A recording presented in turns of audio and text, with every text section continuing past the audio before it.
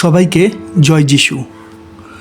প্রভু যীশু খ্রিস্টের শক্তিশালী নামে আমি আপনাদের প্রত্যেককে হৃদয় দিয়ে স্বাগত জানাচ্ছি আমার এই চ্যানেল জীবন্ত ঈশ্বরের মণ্ডলীতে।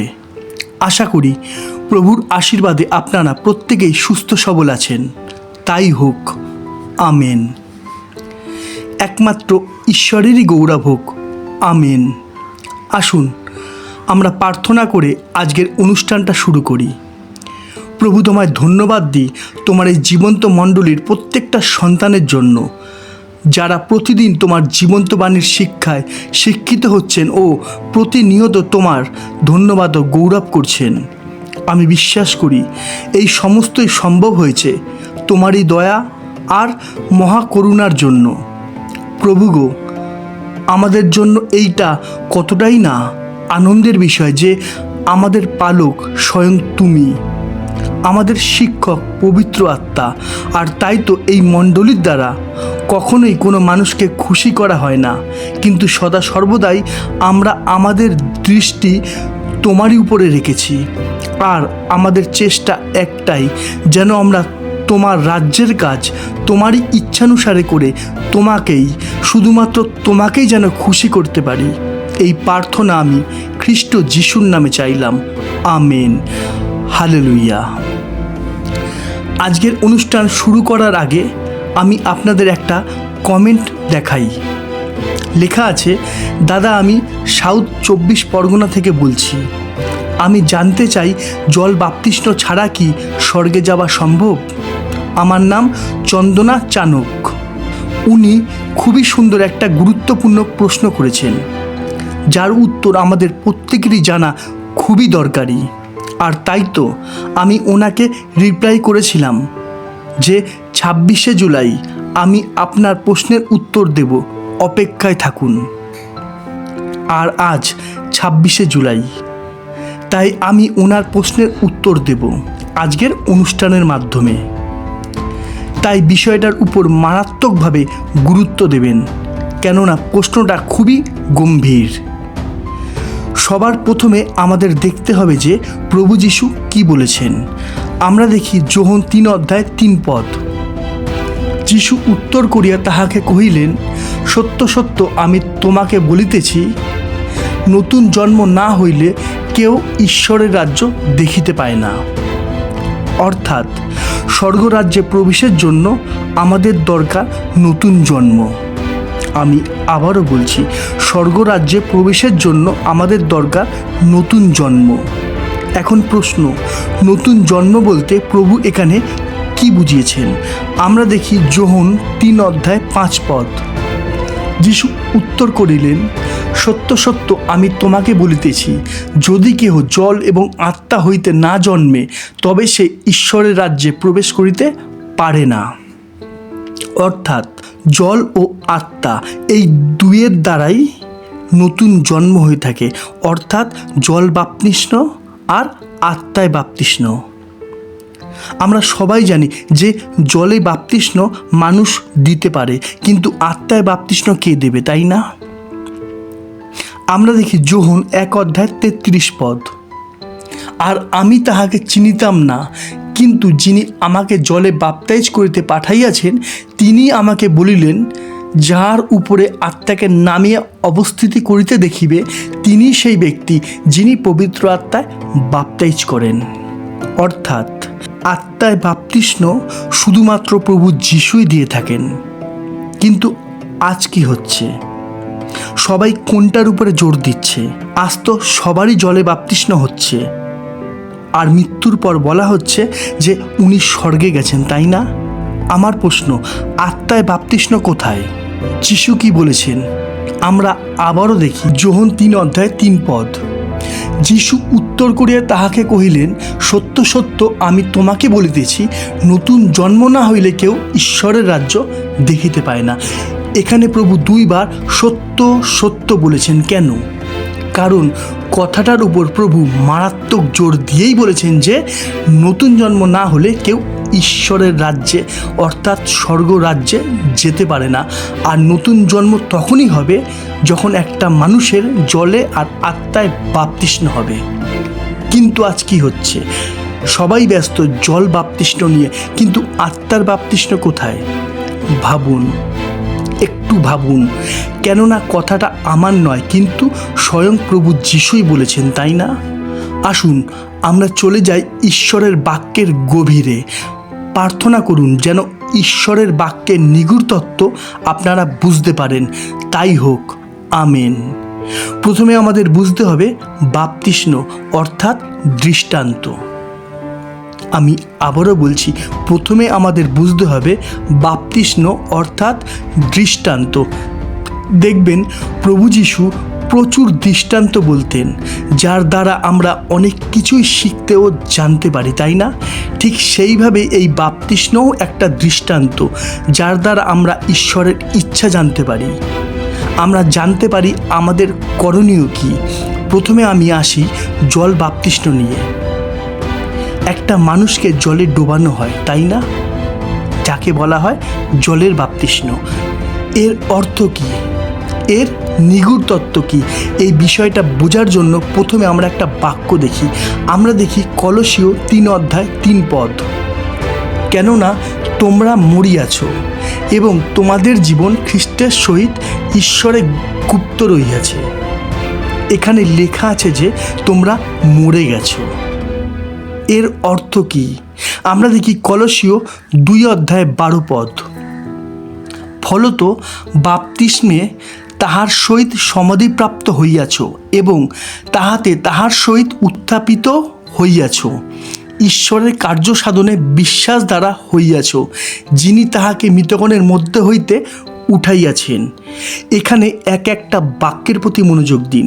লেখা আছে বাপ্তিস্মে তাহার সহিত সমাধিপ্রাপ্ত, অর্থাৎ প্রভুতে আসার আগে তোমরা যেভাবে পাপের আর মন্দ আর মিথ্যের মধ্যে জীবনযাপন করতে, সেই বিষয়গুলো প্রভুতে আসার পর তোমাদের ছাড়তে হবে, যাকে বলা হয়েছে আমাদের পুরাতন পাপ স্বভাবের মৃত্যু।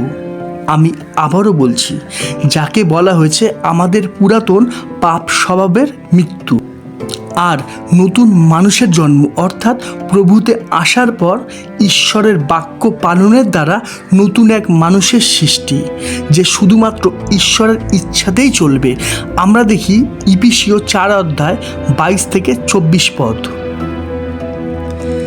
যেন তোমরা পূর্বকালীন আচরণ সম্বন্ধে সেই পুরাতন মনুষ্যকে ত্যাগ করো, যাহা প্রতারণায় বিবিধ অভিলাষ মতে ভ্রষ্ট হইয়া পড়িতেছে, আর আপন আপন মনের ভাবে যেন ক্রমশ নবীনীকৃত হও এবং সেই নতুন মনুষ্যকে পরিধান করো, যাহা সত্যের ধার্মিকতায় ও সাধুতায় ঈশ্বরের সাদৃশ্যে সৃষ্ট হইয়াছে।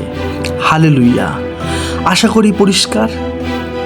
দরকার পড়লে এই বাক্যটা 50 বার পড়ুন। ঈশ্বর প্রত্যেকের বুদ্ধির দ্বার খুলে দিন। আমেন।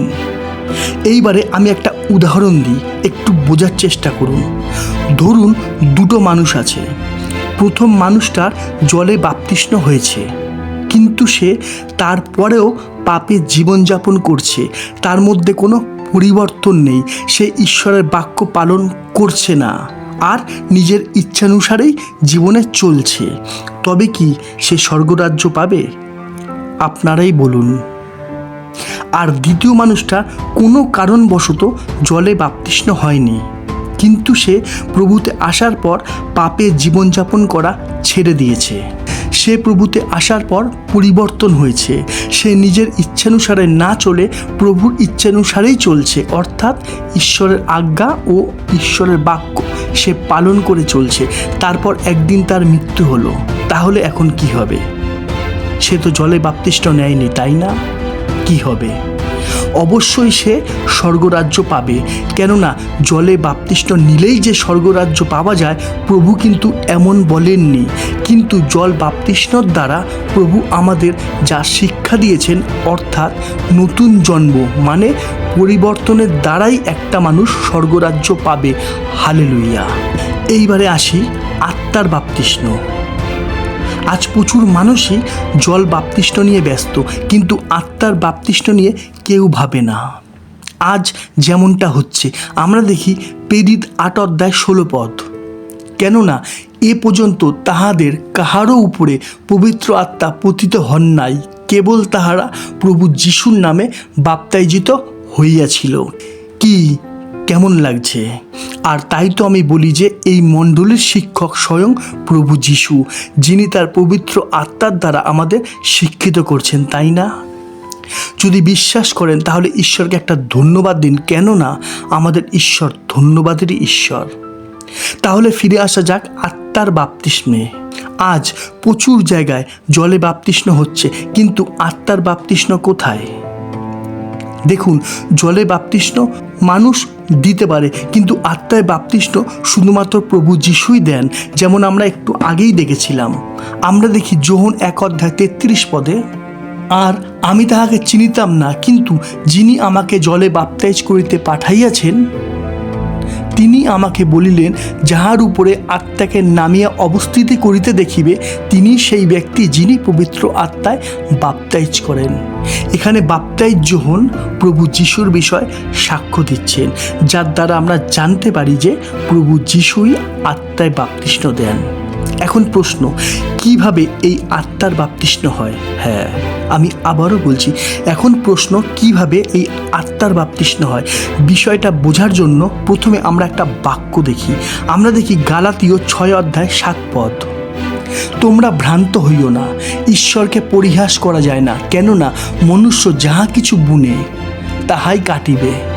অর্থাৎ মুখে হালেলুইয়া আর আমেন বললেই হয়তো অনেকেই আমাকে বিশ্বাসী বলে ভাবতে পারে, কিন্তু ঈশ্বর জানেন যে আমি কি, তাই না? সব কথার শেষ কথা, মানুষ মানুষকে ঠকাতে পারবে, কিন্তু ঈশ্বরকে নয়, কেননা তিনি 24 ঘন্টাই আমাদের দেখছেন। তার কাছে কিন্তু কিছুই গুপ্ত নেই। আমরা দেখি ইব্রিয় 4:13 পদে, আর তাহার সাক্ষাতে কোনো সৃষ্ট বস্তু অপ্রকাশিত নয়, কিন্তু তাহার চক্ষুগোচরে সকলেই নগ্ন ও অনাবৃত রহিয়াছে, যাহার কাছে আমাদিগকে নিকাশ দিতে হইবে। আশা করি এতদূর পরিষ্কার। এইবারে আমরা দেখব আত্মায় বাপ্তিস্ম কাদের হবে। হ্যাঁ, আত্মায় বাপ্তিস্ম কাদের হবে? আমরা দেখি যোহন 14:15 পদ, তোমরা যদি আমাকে প্রেম করো তবে আমার আজ্ঞা সকল পালন করিবে। আমরা দেখি যোহন 14:23 পদ, যিশু উত্তর করিয়া তাহাকে কহিলেন, কেহ যদি আমাকে প্রেম করে তবে সে আমার বাক্য পালন করিবে। অর্থাৎ যারা যারা ঈশ্বরের ইচ্ছা, ঈশ্বরের আজ্ঞা, ঈশ্বরের বাক্য পালন করবে, একমাত্র তাদেরই প্রভু আত্মায় বাপ্তিস্ম দেবেন, কেননা প্রভু কিন্তু দেখছেন। আমরা দেখি যোহন 14:15-17 পদ, তোমরা যদি আমাকে প্রেম করো তবে আমার আজ্ঞা সকল পালন করিবে, আর আমি পিতার নিকটে নিবেদন করিব, এবং তিনি আর এক সহায় তোমাদিগকে দিবেন, যেন তিনি চিরকাল তোমাদের সঙ্গে থাকেন। তিনি সত্যের আত্মা। জগৎ তাহাকে গ্রহণ করিতে পারে না, কেননা সে তাহাকে দেখে না, তাহাকে জানেও না। তোমরা তাহাকে জানো, কারণ তিনি তোমাদের নিকটে অবস্থিতি করেন ও তোমাদের অন্তরে থাকিবেন। আশা করি এতদূর পরিষ্কার। তাহলে ফিরে আসি প্রভুর সেই কথায়। আমরা আবারও দেখি যোহন 3:5 পদে, যিশু উত্তর করিলেন, সত্য সত্য আমি তোমাকে বলিতেছি, যদি কেহ জল এবং আত্মা হইতে না জন্মে তবে সে ঈশ্বরের রাজ্যে প্রবেশ করিতে পারে না। অর্থাৎ স্বর্গরাজ্যে প্রবেশ করার জন্য জলে ও আত্মায় এই দুই বাপ্তিস্মেরই দরকার আছে। আর জল বাপ্তিস্ম ও আত্মার বাপ্তিস্মের আসল অর্থ হলো, জল বাপ্তিস্ম অর্থাৎ প্রভুতে আসার পরে আমাদের পাপ, মন্দ, মিথ্যেকে মেরে দিয়ে, অর্থাৎ জীবন থেকে বাদ দিয়ে ঈশ্বরের বাক্যের দ্বারা নতুন জীবন শুরু করা। আত্মায় বাপ্তিস্মের অর্থ প্রভুতে আসার পরে শুধুমাত্র ঈশ্বরের ইচ্ছাতেই জীবনযাপন করা, ঈশ্বরের আজ্ঞা, ঈশ্বরের বাক্য পালন করা। আশা করি এতদূর পরিষ্কার। আমাদের উচিত জলে বাপ্তিস্ম নেওয়া, কিন্তু কোনো কারণবশত যদি আমাদের জলে বাপ্তিস্ম না হয়, কিন্তু যদি আমরা পরিবর্তন হতে পারি আর মন্দ মিথ্যে থেকে দূরে থাকতে পারি, ঈশ্বরের ইচ্ছাতে জীবনযাপন করতে পারি, অর্থাৎ ঈশ্বরের বাক্য, ঈশ্বরের আজ্ঞা পালন করতে পারি, তবে অবশ্যই আমরা স্বর্গরাজ্য পাব। অর্থাৎ বাপ্তিস্ম বড় কথা নয়, কিন্তু বাপ্তিস্মের দ্বারা যে শিক্ষা প্রভু আমাদের দিয়েছেন, অর্থাৎ পরিবর্তন ও আজ্ঞা পালন, এইটাই বড় কথা। এইবারে আমি এই বিষয়ের জন্য দুটো প্রমাণ দিচ্ছি, ভালো করে বোঝার চেষ্টা করুন। আমরা দেখি লুক 23 অধ্যায় 39 থেকে 43 পদ। আর সেই দুই দুষ্কর্মকারীকে ক্রুশে টাঙান গিয়াছিল, তাহাদের মধ্যে একজন তাহাকে নিন্দা করিয়া বলিতে লাগিল, তুমি নাকি সেই খ্রিস্ট, আপনাকে ও আমাদিগকে রক্ষা করো। কিন্তু অন্যজন উত্তর দিয়া তাহাকে অনুযোগ করিয়া কহিল, তুমি কি ঈশ্বরকেও ভয় করো না? তুমি তো একই দণ্ড পাইতেছ, আর আমরা ন্যায়সঙ্গত দণ্ড পাইতেছি, কারণ যাহা যাহা করিয়াছি তাহারই সমুচিত ফল পাইতেছি, কিন্তু ইনি অপকার্য কিছুই করেন নাই। পরে সে কহিল, যিশু, আপনি যখন আপন রাজ্যে আসিবেন তখন আমাকে স্মরণ করিবেন। তিনি তাহাকে কহিলেন, আমি তোমাকে সত্য বলিতেছি, অদ্যই তুমি পরমদেশে আমার সঙ্গে উপস্থিত হইবে। এখানে বোঝার চেষ্টা করুন, সেই দস্যু বাপ্তিস্ম নেওয়ার কোনো সুযোগ পায়নি, কিন্তু সে প্রভুকে বিশ্বাস করল মৃত্যুর একদম কাছে এসে, তাই না? আর তাই তো প্রভু যিশু তাকে বলেছিলেন, অদ্যই তুমি পরমদেশে আমার সঙ্গে উপস্থিত হবে। দেখুন, আমাকে বিশ্বাস করতে হবে না, কিন্তু বাইবেল বিশ্বাস করুন। আমরা দেখি মতি 7 অধ্যায় 21 পদে, যাহারা আমাকে হে প্রভু বলে, তাহারা সকলেই যে স্বর্গের রাজ্যে প্রবেশ করিতে পাইবে এমন নয়, কিন্তু যে ব্যক্তি আমার স্বর্গস্থ পিতার ইচ্ছা পালন করে সেই পাইবে। আমি আবারও পড়ছি, কিন্তু যে ব্যক্তি আমার স্বর্গস্থ পিতার ইচ্ছা পালন করে সেই পাইবে। অর্থাৎ জলে বাপ্তিস্ম হলেই যে স্বর্গরাজ্য পাওয়া যায় এমন নয়, কিন্তু স্বর্গে যাওয়ার জন্য প্রয়োজন ঈশ্বরের ইচ্ছা পালন, যা আমরা বাইবেল থেকেই জানতে পারি, তাই না? আশা করি আমরা প্রত্যেকেই এই গুরুত্বপূর্ণ প্রশ্নের উত্তর জানতে পেরেছি, তাই না? ঈশ্বর প্রত্যেককে তার জ্ঞানে জ্ঞানবান করুন। আমেন। আজ এতটাই। আবার দেখা হবে ঈশ্বরের জীবন্ত বাণীর নতুন কোনো শিক্ষা নিয়ে। ততক্ষণ সবাইকে জয় যিশু, জয় যিশু, জয় যিশু।